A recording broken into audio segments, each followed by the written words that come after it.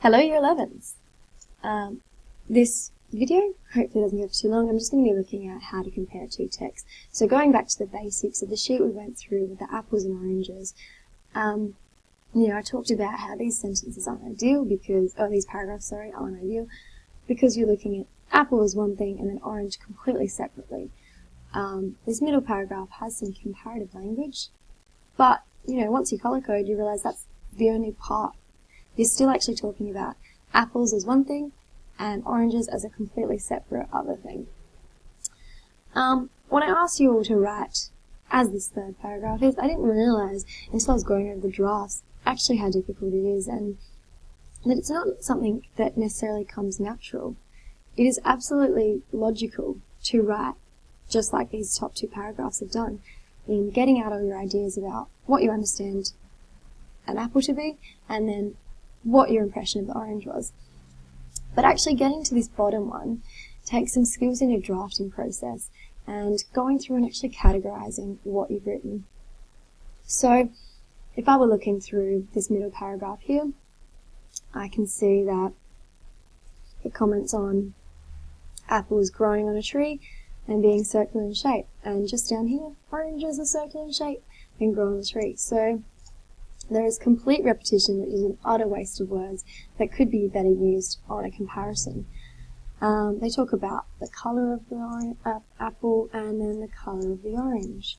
So we can see that we can make a comment that both are bright coloured and then go off onto a difference about how these colours differ. We've got a comment on the skin here,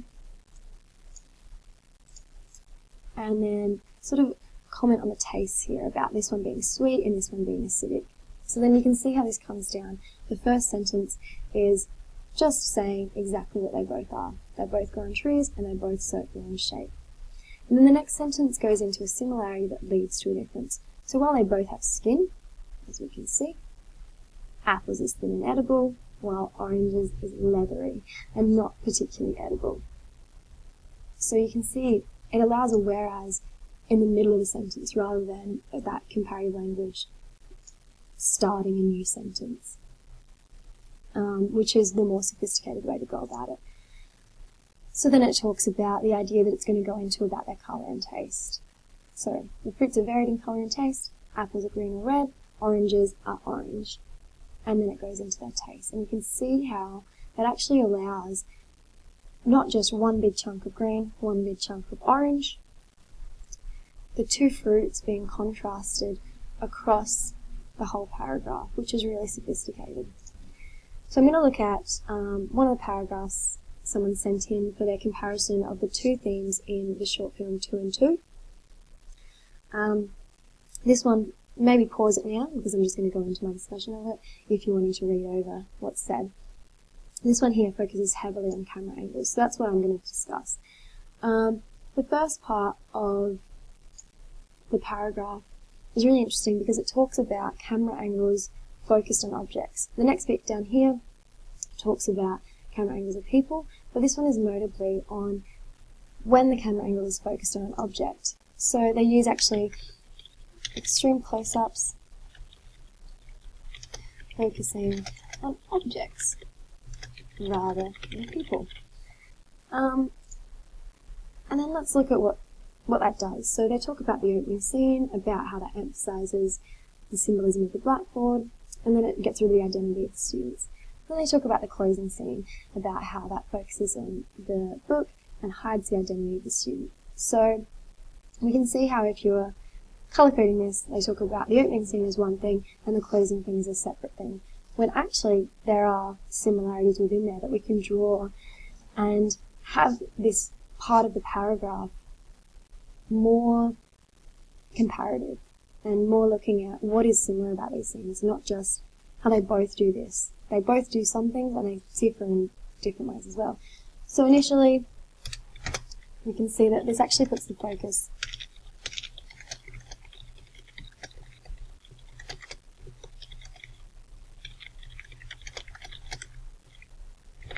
So you can see that it puts the focus on an object that plays a large significance in the scene, and it removes the identity of the students.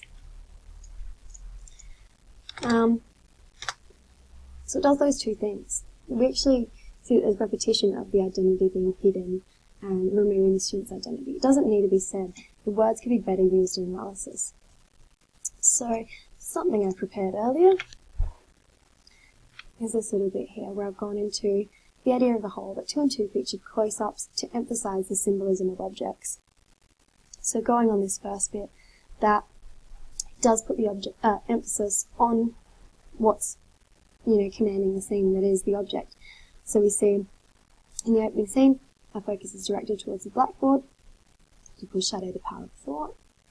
And then similarly, so we've got that comparative language within the sentence as well. Again, like the apples and oranges, in the closing scene, the close-up of writing in the book emphasizes the power of the idea. Then I've talked about the other feature of these extreme close-ups. They remove the identity of the students. The opening scenes presents the students as insignificant to authority, as we can say here, that they conform. And while the closing scene left the viewer with the concept that the ideas do not belong to a person. So we can see how that's sort of not just giving a recount of what's happening in the scenes, really talking about the significance of the camera angles technique.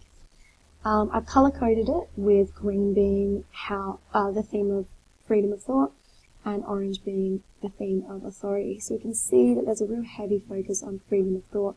So you might go over this and think, is there something else I could mention about the authority when I'm discussing this technique?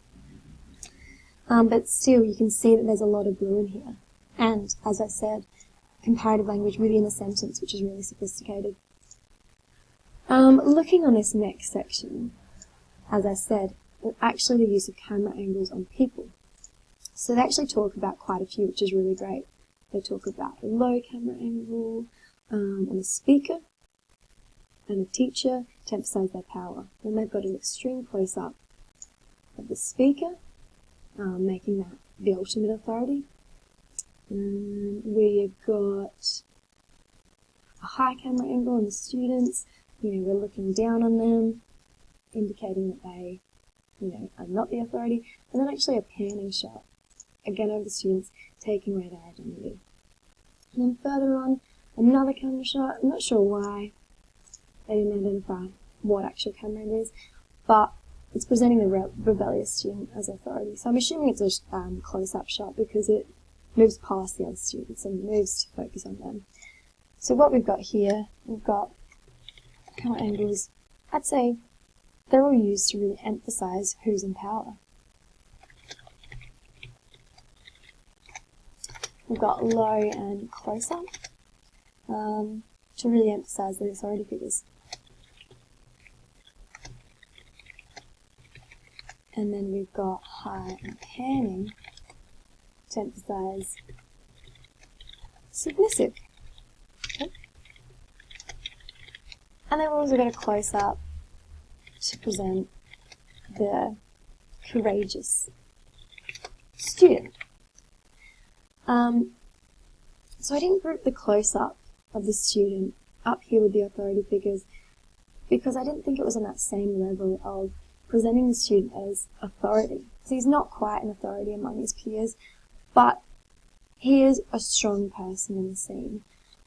So another way I considered actually grouping these was like this. So looking at the low, high and panning shots as an emphasis of power, and then the close-ups to really emphasize who or what is commanding power. Not just in terms of how the room is and the hierarchy, but actually in terms of the ideas that are being explored with them. So when I wrote this out as a paragraph, it looked something like this. I talked about that camera angles are used on the people in the film to emphasize the power they hold. A low camera angle of the teacher denotes the power he possesses over the students, and combined with the high angle and panning shots when looking over the students to emphasize their collective insignificance. So no single student stands out, as they said over here, thus preventing them conforming to authority. So really, this whole bit was about that idea of the theme of authority and power being shown through camera angles, but I've made a note of talking about camera angles, that technique as a whole, of what it can be used for. Then I go into the extreme close-ups. So they present those within the frame as commanding the room. A close-up of the speaker after moving past the teacher, notably making that point, emphasises that this is the highest authority in the room, further highlighting how commanding the theme of authority and power is in the film. Contrastingly, the theme of freedom of thought is evident when the rebelling student is featured in a close-up to showcase his courage and lack of submission to authority. So unfortunately, this paragraph didn't get to be quite as mixed as this top one here. And when you're looking over it, you realise there's actually only one comment on the theme of the freedom of thought.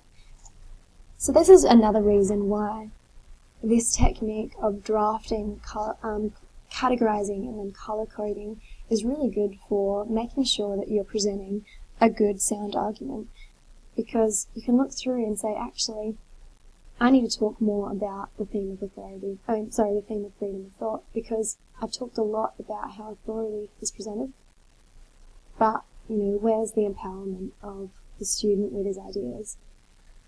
So hopefully this gives you some idea about how you can rearrange without being so much of a recount. Especially the first part here, they really did recount the opening scene and the closing scene.